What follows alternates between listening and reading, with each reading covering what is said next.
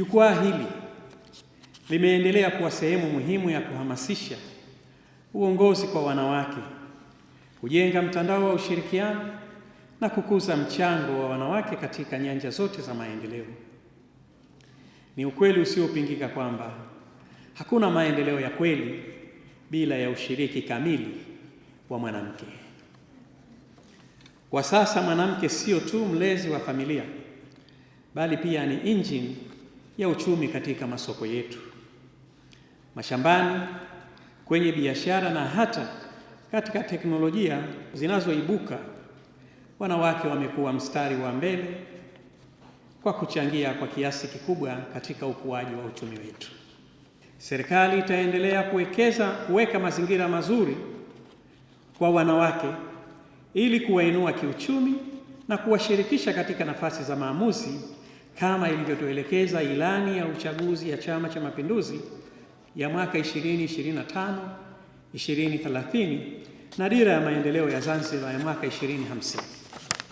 Natambua kuwa mwanamke wa leo sio wa kusubiri msaada, na hii ni kutokana na uwezo wenu wa ubunifu, kiuongozi, uwekezaji na wenye kubeba dhamira ya mabadiliko ya maendeleo ya kiuchumi, kijamii na kisiasa.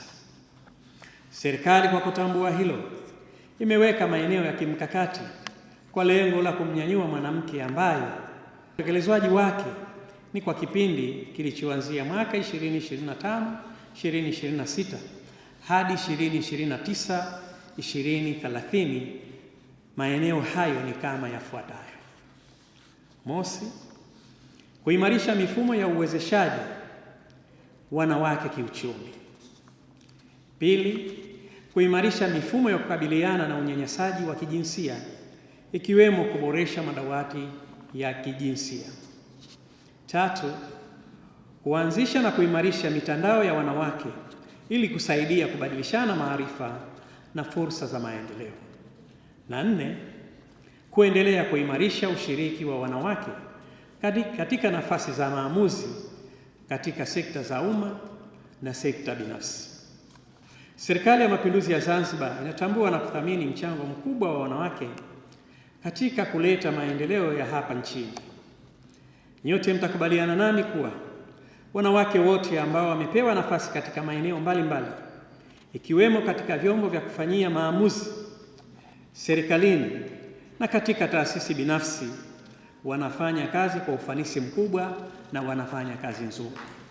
Ni dhahiri kwamba taasisi kama hizi zilizo na nia na moyo wa kuunga juhudi za serikali ni za kupigiwa mfano.